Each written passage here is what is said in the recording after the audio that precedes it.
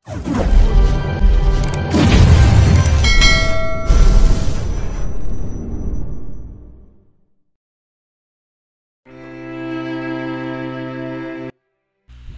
si Luis. Nakakapagtaka dahil kasama niya na to kaninang umaga.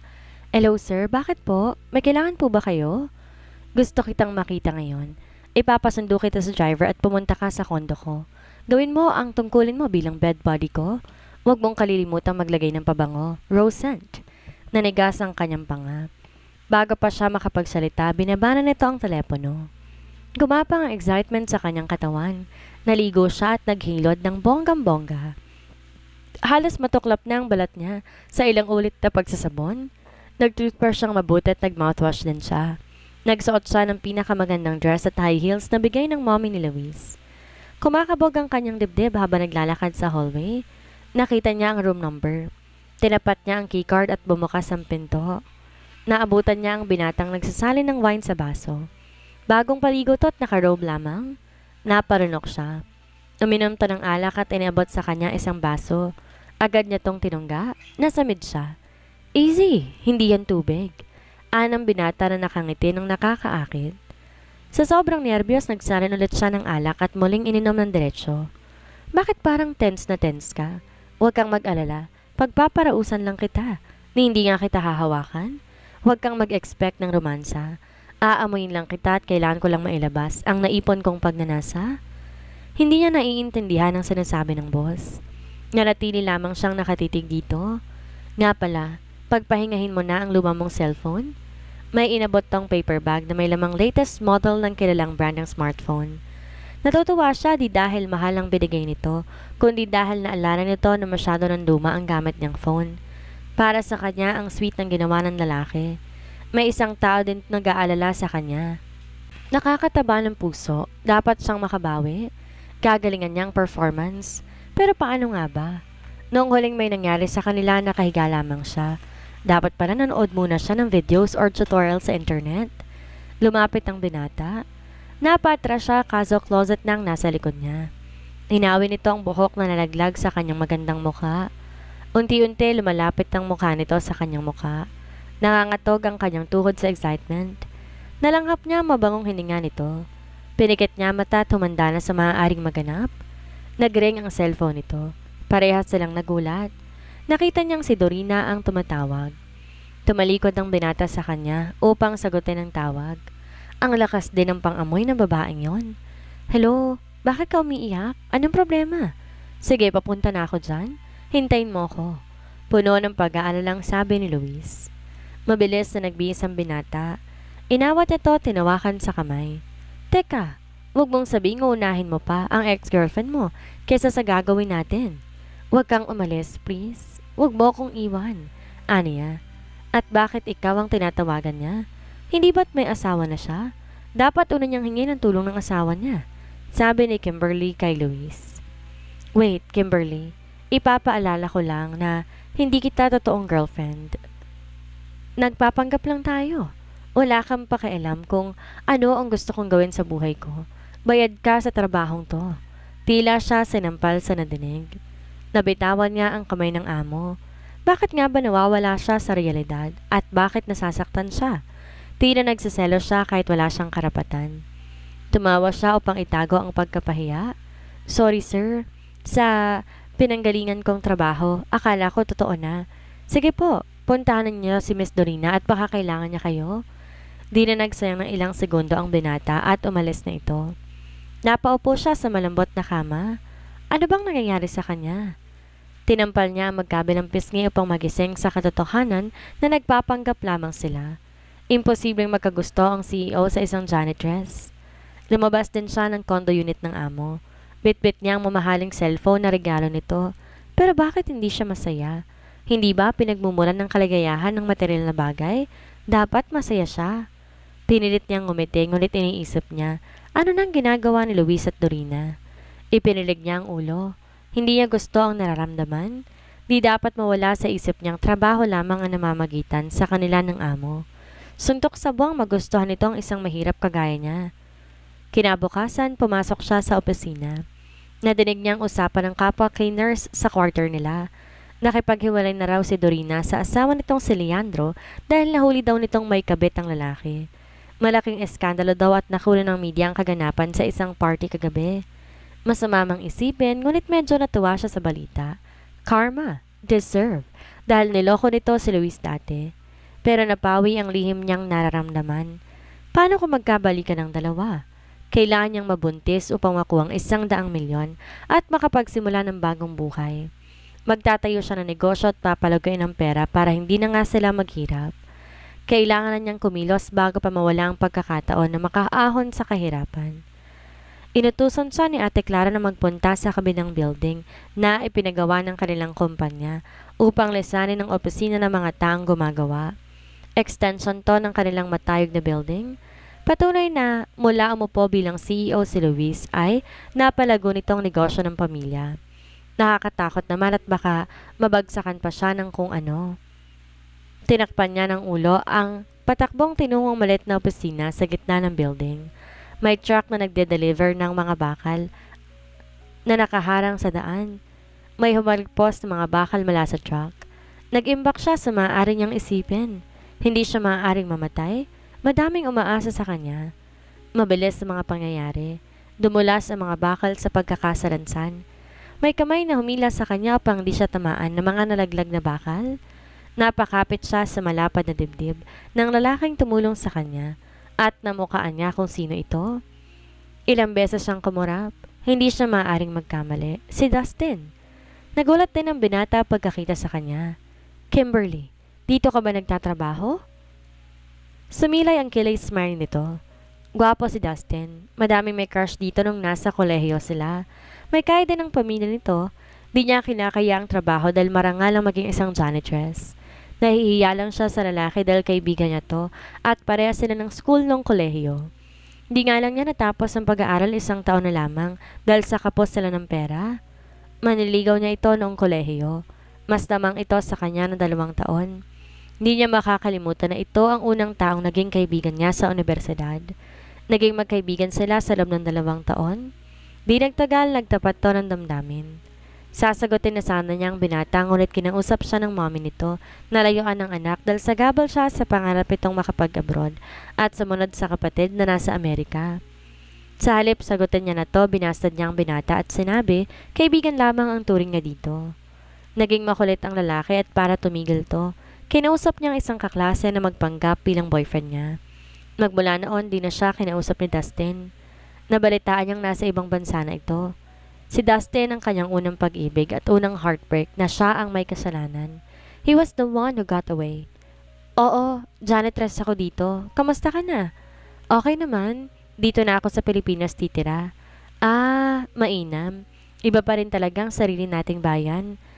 Matagal na ba kayo ng boyfriend mo? Sabi kasi sa akin ni Bing wala kang boyfriend 2 weeks ago lang. Kaya nagulat ako na magpakilala ng lalaki na boyfriend mo. Hindi ko boyfriend yun. Siya ang CEO ng Unicorn Marketing Agency. May pinagawa lang sa amin kaya kami magkasama. Nakita niyang umaliwalas ang mukha ng binata. Oh, nice! Hindi ko pa kasi nakakausap ang CEO nitong building na ginagawa. Kanina nakausap ko ang sekretary niyang si Matias. Saglit pa sila nag-usap habang nalilinis niya ang opisina nito. May ngiti sa labing bumalik siya sa quarters ng mga cleaners. Kinuha ni Dustin ang phone number niya at nangakong tatawag upang makapag-usap sila ng matagal. Kimberly, pinapatawag ka ni Sir Luis, sabi ni Ate Clara at umugong ang bulungan sa loob ng kwarto nila. Pag alis niya, tiyak pag-uusapan siya ng mga to. Lahat na lamang napapansin ng mga kasamahan niya, mula sa bagong sapatos at bag, kahit ang bagong manicure niyang kamay. Malamang pinaghihinalaan siya ng mga to na inaakit niyang CEO upang umangat sa buhay. Hindi na lamang niya pinapansin. Mabagal ang lakad niya papasok sa opisina ng amo. Baka nagkabalikan na to at si Dorina at puputulin na ang kasunduan nila. Good morning po, sir. Anong oras ka nakauwi kagabi? Wow, concern ng buwisit. Pagkaalis ninyo po, umuwi na rin ako. Tumayo ang lalaki at lumapit sa kanya. Pupunta tayo ngayon sa klinik ng kaibigan ko. Para po saan? Naguguluhang tanong niya.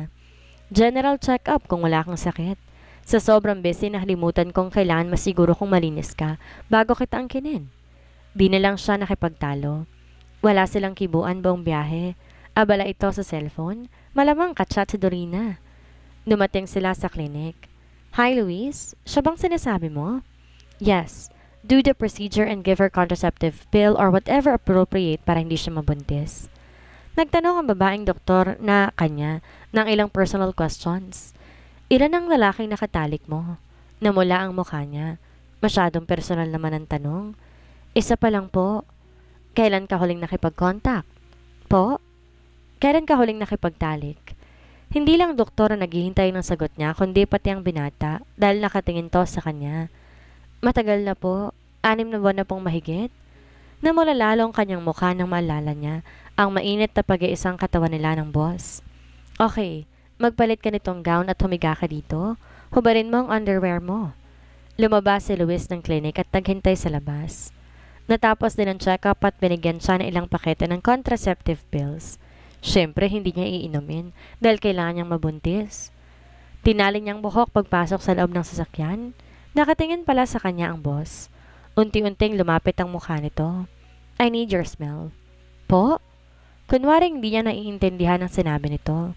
Di na sumagot ang lalaki. Nilapit itong ilong sa kanyang leeg, malapit sa likod ng kanyang tenga.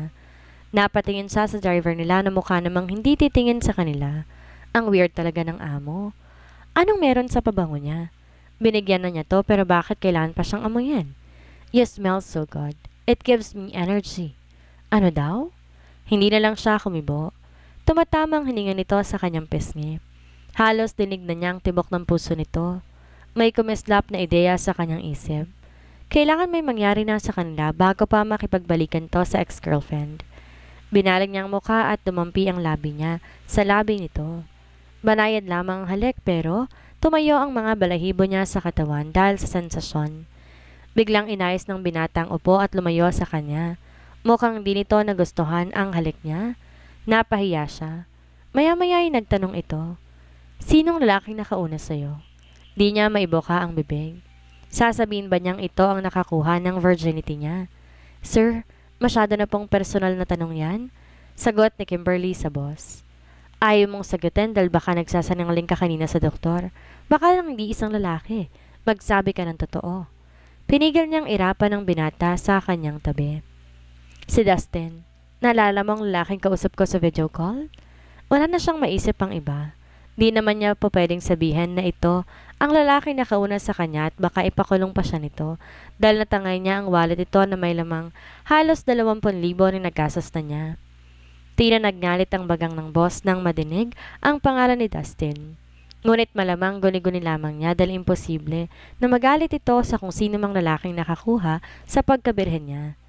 Siguraduhin mo lang na hindi ka makikipag-ugnayan sa kahit sinong lalaki habang may kasunduan tayo.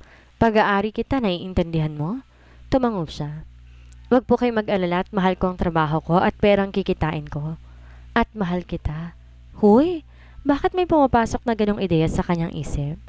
Good, mainam ng maliwanag. Akin ang phone mo. Kunot ang noong inabot niya ang cellphone mula sa bag. Nagpicture sila. Smile, sabi ng binata. Napangiti siya sa camera. Bakit ang perfect ng kuha nila? Bakit sa picture bagay na bagay sila? Bakit mukha silang nag-iibigan? Kaya hindi dapat naniniwala sa mga nakapost na picture sa social media. Mga mukhang masaya pero di naman pala talaga. Ani mo may suot na maskara habang nakaharap sa camera. Ginawa nitong home screen ang lock screen ng litrato nila. Just in case, tinignan ni Lola Marta at ng mommy ko ang phone mo. Gusto sana niyang itanong kung sinong wallpaper nito sa cellphone pero hindi na niya ginawa. Tila nahulaan ito ang nasa isip niya. Pinakita nito ang sariling phone sa kanya. Picture din nila ang nasa home screen at lock screen ng phone nito. Kuha nung gabing hinalikan siya nito sa loob ng kotse. Napangiti siya. Para hindi sila makahalata na nagpapanggap lamang tayo. Tumangutango na lamang siya. Later tonight may pupuntan tayong dinner party kasama si Lola Marta. Sir, wala po akong hilig sa party. Pakisabi na lang po kay Lola Marta na masama ang pakiramdam ko. You only have 2 options. Sasama ka o sasama ka? Nanlaki ang mata niya sa pamimilian. Parang wala naman siyang ibang choice kundi ang sumama. Wala po akong damit na isusuot. May kinuha sa likod ng sasakyan ng boss. 2 kahon na nasa paper bag, isang damit at isang pares ng sapatos. Nagtingin na ng mga tao sa quarter nila. Pagbalik niya at may dalang dalawang paper bag. Lumapit si Ate Clara. Kimberly, bawal lumabas sa oras ng trabaho, baka makarating sa itaas. Alisin ka nila. Nakita niya nakatingin to sa paper bags. Ate Clara, wag kang mag-alala. Nagpaalam po ako sa boss natin kaya hindi ako mapapagalitan. Kimberly, concern lang ako sa'yo. Pinagchichismisan ka ng mga empleyado dito. Hindi lang kami, pati mga taga-ibang department. Baka magulat ka, mawalan ka na lang ng trabaho. Salamat Ate Clara sa concern. Wala naman akong ginagawang masama eh. Meron lang talagang mga taong mapanghusga. Malakas ang ulan paglabas niya ng building. Pahirapan na naman na mag-commute. Baka malate siya sa dinner party. Tumayo siya sa tabi ng tatlong kababaihan na nagtatrabaho sa Unicorn Marketing Agency. Ang dami talagang social climber ngayon. Gold digger. Sa halip magtrabaho, pinagsisiksikan ng sarili sa mayaman para umangat sa buhay. Ang babaeng pinakamatangkad na halatang siyang pinaparinggan. True. Akala naman niya papatulan siya ng CEO. Gatong ng isa pa. Pustahan tayo, ilang araw na lang. Wala na siyang trabaho. Nagtawanan ng tatlo. Nang biglang may humintong kotse sa harapan niya, ang sasakyan ng CEO. Bumaba ang assistant nito. Pinayungan siya at pinagbuksan ng pinto. Tigalgal ang tatlong babae. Sigurado headline siya bukas sa opisina. Dumating sila sa party ni Luis at Lola Marta. Kaarawan ng isa sa bagong investor ng kumpanya nila, si Mr. Francisco Santiago. Maraming mga bisita na alam niyang nasa mataas na antas ng lipunan. Ba't pakiramdam niya hindi siya nababagay sa lugar? Kahit pa nga maganda ang kanyang damit at sapatos. Nilapitan nila ni Luis, si Lola Marta, si Mr. Sandoval. Happy birthday, Fernando! Salamat, Madam Marta, na walang kupas pa rin ang ganda. Kaya hindi ako nagtataka kung ba't may lihim pa ring paghanga sa inyo si Daddy Rodolfo. Nagtawanan sila. Pinakilala sila ni Lola Marta. Eto nga palang apo ko si Luis at ang kasintahan niyang si Kimberly. Inabot nito ang kamay sa kanilang dalawa. Napakagandang bata naman ito. Luis, wag mong pakawalan si Kimberly. Magpakasal na kayo at gumawa ng maraming bata para hindi masayang ang lahi ninyo. Tumawa lamang sila sa biro ni Mr. Sandoval. Iniwan nilang nag-uusap ang dalawa. Niyaya siya ni Luis na sumayaw. Shall we dance? Pampaalis lang ng boredom at para makita ni Lola Marta na sweet tayo. Sir, di ako marunong sumayaw. Bulong niya sa tenga nito. At isa pa, sweet ang music. Ayaw niyang magdikit muli ang katawan nila ng boss. Huwag kang mag-alala, tuturuan kita. Hinila na siya nito sa dance floor. Luminga siya sa paligid. Isasabit lang pala ang kamay sa leeg ng lalaki na kanyang ginawa. Naramdaman niya ang kamay ng amo sa kanyang bewang. Ang kaso, parehas sa liwa ang paa niya, kahit ilang ulit niyang natapakan ang paa ng binata. Sundan mo lang ang paa ko. Relax. Parang naninigas ang katawan mo. Madali lang ang dance steps. Ang hindi niya matagalan, ang pagkakadikit ng kanilang mga katawan na kahit molecules, mahihiyang dumaan. Kulang na nga lang maghalikan sila sa sobrang lapit ng kanilang mga labi. Muli, sinamyo ng boss ang kanyang leeg. Ito na naman ang boss niya. Naaadik yata sa pabangong gamit niya. Your smell gives me comfort. Anas nito sa kanyang tenga. Gumapa ang kiliti mula sa kanyang tenga papunta sa kanyang puson. Napapikit siya at napakapit na mahigpit sa leeg ng binata. Iniangat niya ang tingin. Namumungay ang hugis almond na mata ng binata na tumitig sa kanya. Kulay brown ang mata nito na binagay na makapal na kilay. Boom! Nawawala na naman siya sa realidad. Bakit nakakita niya sa mga mata nito ang kanyang sarili? Bakit pakiramdam niya kakampi niya ito sa anumang laban? At kahit ano pa, ang mangyari, safe siya. She felt home. Nang biglay may babaeng sumulpot mula sa kanyang likuran. Oh, hi Luis. Can I please talk to you? I'm sorry, Kimberly. Sabi ni Dorina. Binitawan siya ng binata at dinila na siya sa upuan.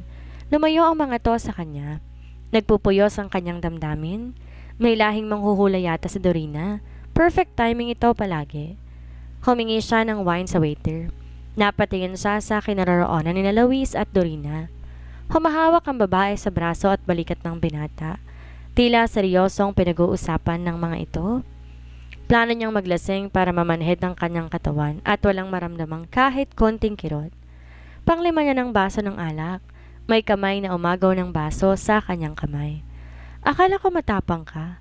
Huwag mo akong biguin sa pagpili ko sa'yo. Ikaw ang perfect match ng apo ko, sabi ni Lola Marta. Pinili? Malabo na ang kanyang isip. Wala na siyang naiintindihan sa sinasabi ni Lola Marta. Makinig ka. Kailangan ka ni Luis. Nagsisimula pa lamang tayo. Kailangan maging matapang ka. Lola Marta, matapang po ako. Kaso mahina ako pagdating sa selos. Kahit wala akong karapatan, nagsiselos ako. Tumatawa siya. Tinaas niya ang baso ng wine. Cheers, Lola Marta! Nailing na tinaas na din ng matanda ang baso. Bumalik si Luis at naabutan si Kimberly na nakayokyok sa mesa habang katabi ang kanyang lola. Lola Marta, ano nangyari? Nag-aalala lang sabi ng binata. Niyaya akong uminom. Aba, mahina pala sa inuman tong girlfriend mo. Iuwi mo na sa kondo o sa mansyon. Mauna na kayong umuwi. Kakausapin ko pang ibang amiga ko. Tumango ang binata at inakay sa loob ng sasakyan si Kimberly. Inakay niya ang babaeng hindi na diretsyong lumakad. Nakasubsob to sa kanyang dibdib. Matindi na ang sikat ng araw galing sa labas ng bintana. Tinanghali si Kimberly ng gising. Masakit din ang kanyang ulo. Pilit niyang inaalala ang nangyari kagabi. Nalasing siya at sumuka sa dibdib ni Luis sa loob ng kotse nito. Nag-flashback ang ilang pangyayari kagabi. Napapahawak siya sa ulo. Di niya maalala kung paano siya nakarating sa kondo ng boss. Nakakahiya siya. Nasindak siya na mapansing puting t-shirt lamang kanyang suot. May nangyari ba sa kanila ng binata? Pumasok na sa loob ng kondo si Luis. Nayakap niya ang sarili at nagkubli sa ilalim ng kumot. May nangyari po ba sa atin kagabi? Pasensya ka na, wala akong maalala ha. Binigay nito sa kanya ang dalang isang basong tubig at gamot. Ano sa tingin mo? Nakakalokong umiti ito. Pinakiramdaman niya ang sarili. Di naman masakit sa ibang bahagi ng kanyang katawan.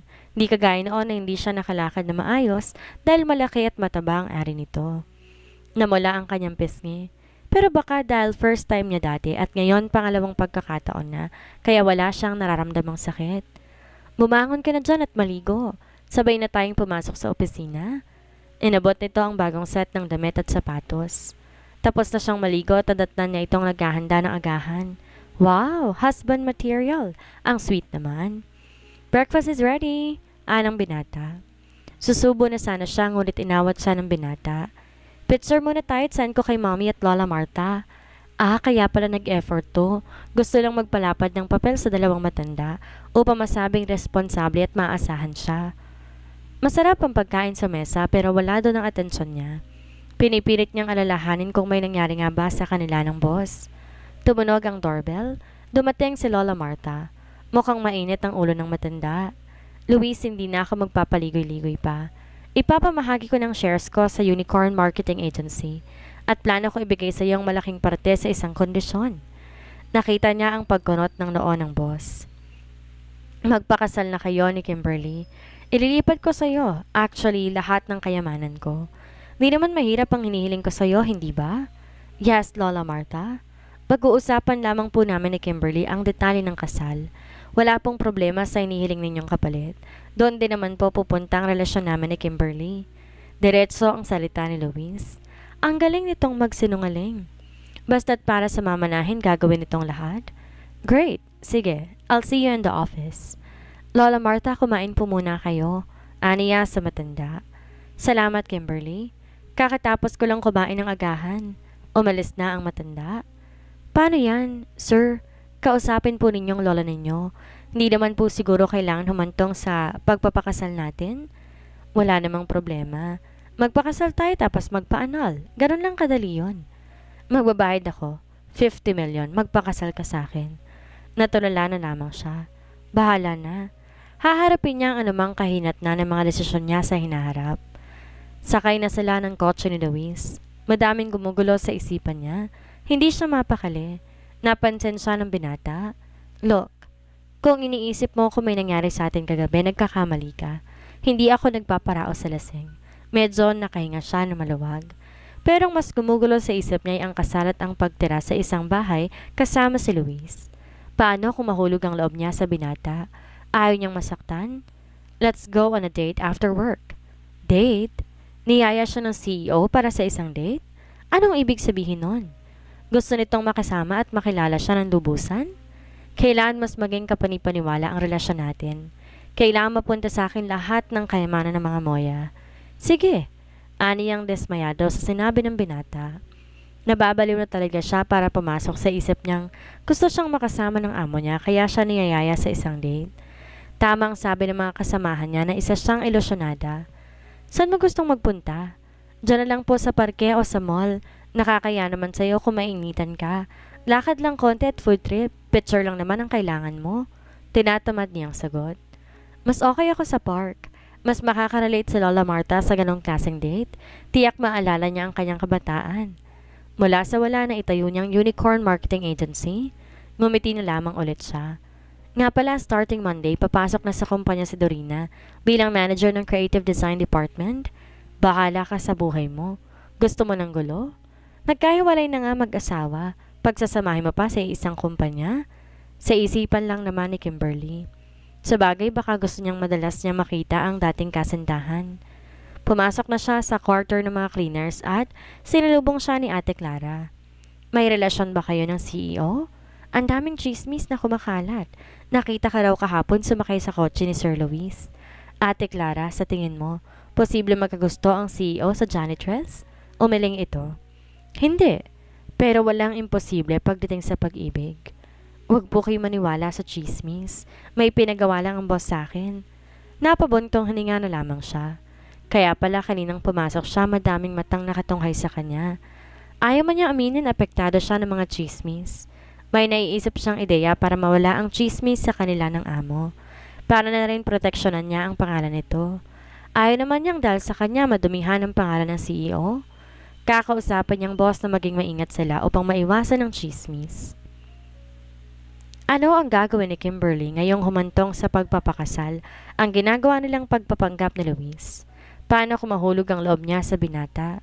Makakaya kaya niyang tanggapin na ibang babae ang mahal ng binata? Yan ang ating aalamin sa susunod nating kabanata.